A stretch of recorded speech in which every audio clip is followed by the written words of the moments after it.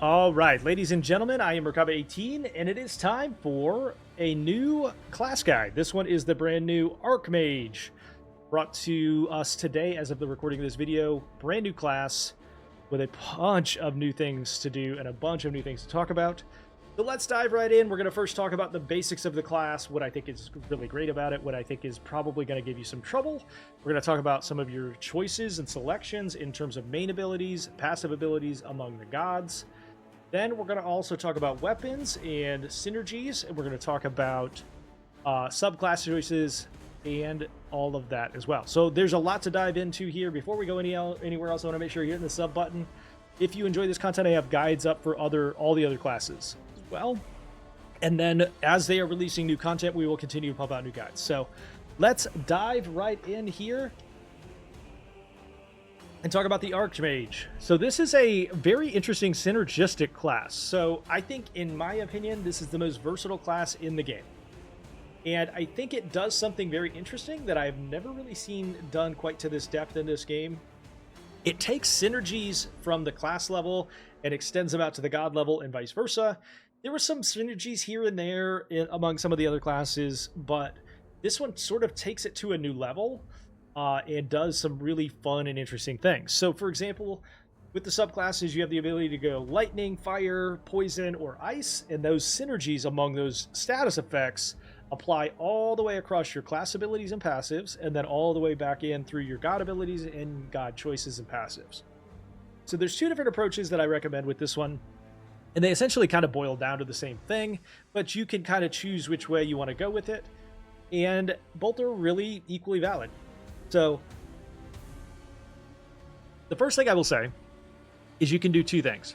Obviously, you get 2 class abilities and 3 god abilities. Those god abilities can be 2 from one god or 3 from one god, and then that opens up 2 passive gods.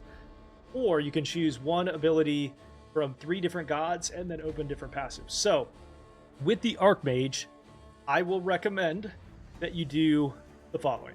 One option is to go with 2 abilities from Skadi or 2 abilities from Loki, and then 1 ability from the opposite.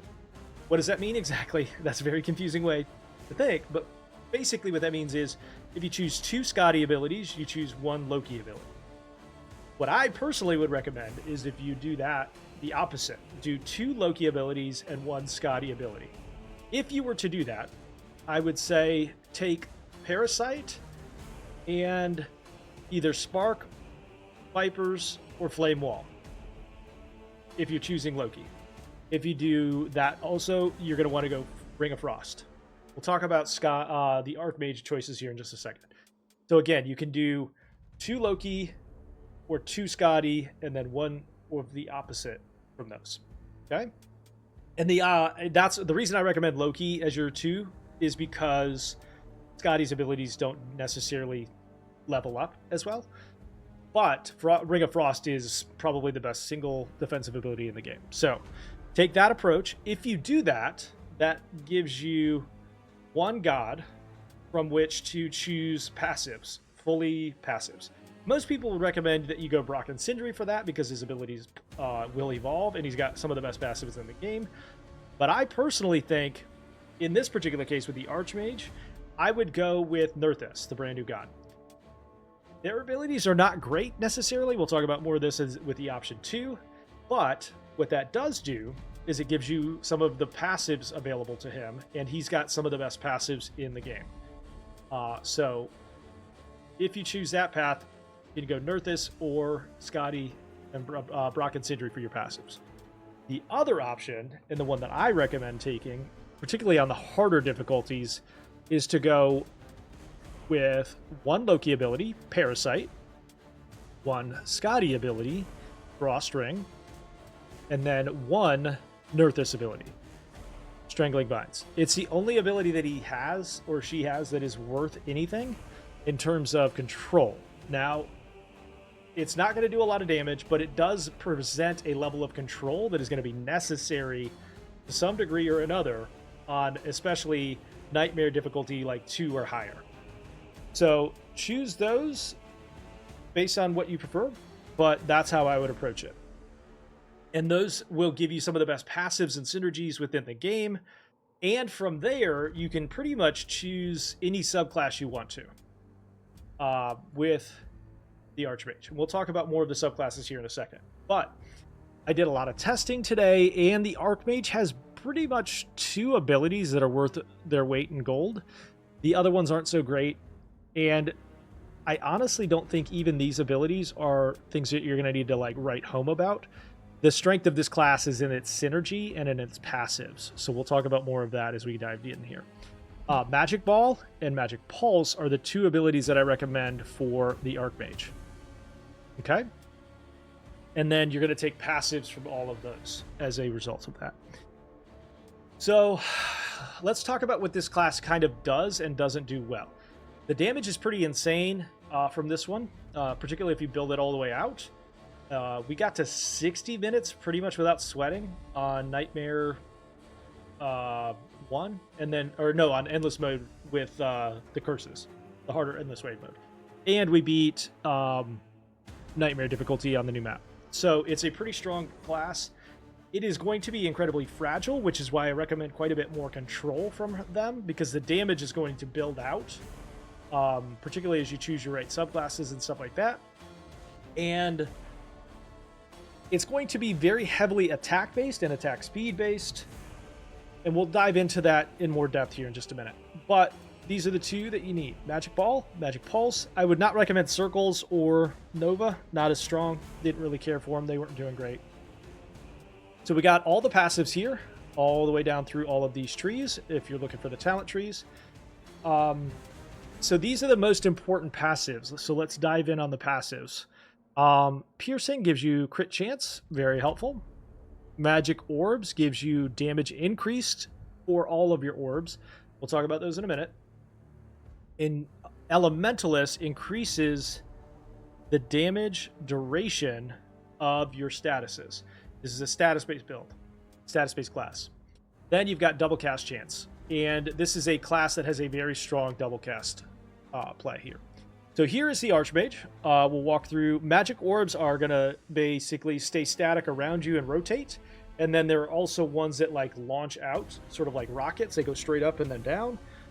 And pretty much auto-target really effectively. So very, very effective base attacks here that create a lot of static damage and status effects. Hold that thought. Power of Knowledge is the double cast chance is increased by 15%. So you can also make a case for Odin within this, because you get a lot of double cast bonuses from Odin. Teleport is basically their blink. They, instead of dashing, they blink and they knock back based on some of the passives.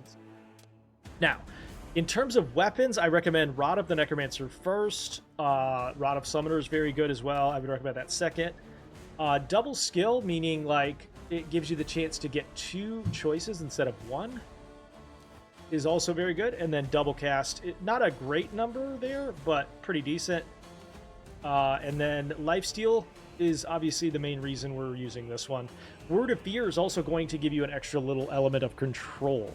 So you're going to get a chance to free or fear every couple of seconds, every 15 seconds or so there. So the other ones I don't really recommend as much. Evasion's decent, not too bad. But the crit chance damage, and I haven't really liked any of the other passive or the active abilities other than Word of Fear. So that's one of the reasons I think Necromancer, Rod of Necromancer is so much stronger. All right, now I mentioned that this class deepens the synergies, and the way that it does that is your abilities, those magic missiles, the base attack, and the orbs that rotate around you are going to have like a static bleed effect. Essentially, they cause a bleed effect and do damage at the start of the game. Eventually, when you choose your subclass, those base attacks and your abilities that you choose, and in this case, those are going to be Magic Ball and Magic Pulse, turn into that damage type. And there are 4 of them. Lightning, Venom, Fire, and Frost. And with those comes the effect. There's a variety of different effects. I personally, especially the deeper in that you go in the difficulties, I recommend the Frost one because it gives you a damage control, it gives you damage reduction, and it's going to synergize with the rest of this build very, very well. The control is just unmatched for that. And then it also converts and gives it a chance to freeze. The fire one is also very good, and the venom one is very, very good. I don't recommend the lightning one. It's supposed to tether, but the tether effect doesn't really do much. And the lightning one, status effect wise, is pretty weak. So I recommend in that order, particularly at the higher difficulty levels, you go frost, poison, fire, lightning, sort of rank order. Now, what happens is within this build, you're going to have a lot of attacks and passives based on attacks that give a chance to apply those status effects again, or more likely to apply those status effects. And the result of that is that you're constantly applying the status effect that you choose. In the higher difficulties, like I mentioned, that's going to look like frost and freeze a lot, poison or fire a lot. And so I'm going to read you the passives that I recommend the most and allow you to sort of write them down, and then you can go from there. So I recommend the power of the elements, which is going to increase your damage done to a target if it is taking a status effect based on the number of status effects given to that effect. So like if you have 15 enemies applying, it's going to deal 20%. If you have an enemy that is applied with the status effect that you choose for your subclass, it's going to take more damage. Period. Simple as that. Elementalist is going to, I think that one's right here, give you duration for your statuses. Duplicate is going to give you a chance, I believe, to double cast. It's an extra double cast. Then we have Orbit, which is going to increase the number of orbs that go around you, I think up to 5. Orb Mastery, as we saw right here, is going to increase the damage up to 50% of those orbs. Magic Missiles is going to cause the missiles that launch to explode in an area of effect. And then we have Elemental Core, which is going to increase your damage based on how many enemies have that status effect on them. Finally, there's also going to be ones that give like extra chance to apply the status effect on hit for attack, that give you passive regen, passive heals, and attack for regen, and stuff like that. All right, now let's talk about Nerthus. This is fertility. You get resource bonuses. You get fight growth here. And then I also recommend Cure Wounds, which is going to be healing power and passive regen. Swiftness, which is, I think, attack speed and movement speed.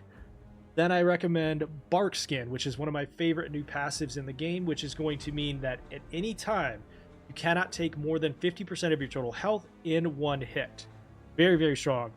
Then Magic Fangs, which is going to synergize with the rest of your HP regen, in that it will give you attack speed or attack power for all of your health regen for every 1% of regen, up to 6% per 1 HP per second.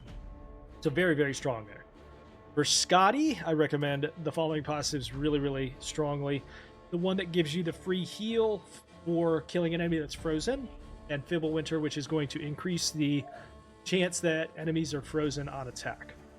For Loki, I recommend highly that you get the Jotun Blood, which is HP passive regen, and then Nasty Tricks, which is going to give you attack speed based on your movement speed. And then basically anything else that gives you health regen or attack speed based on your health regen or anything like that is going to synergize really, really well with these status. So that's a lot to talk about. And I hope you enjoy this class as much as I have. Please go back through. There'll be little chapters that you can go through and see all of the different things that I've talked about. Let me know in the comments down below if you have any questions. I will see you again next time for some more Hordes of Hell content.